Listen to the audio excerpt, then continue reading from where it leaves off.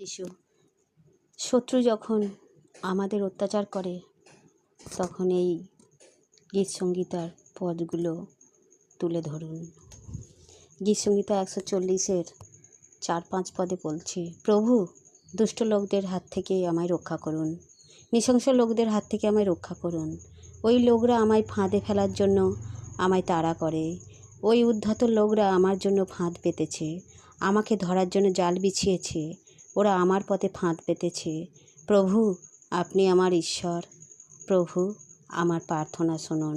8 পদে বলছে, প্রভু ওই লোকরা দুষ্ট, ওরা যা চায় ওদের পেতে দেবেন না, ওদের পরিকল্পনা সফল হতে দেবেন না, নতুবা ওরা শক্তিশালী হয়ে উঠতে পারে।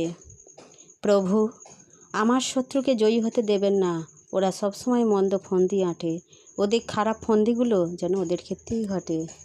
জয় যিশু, আমেন।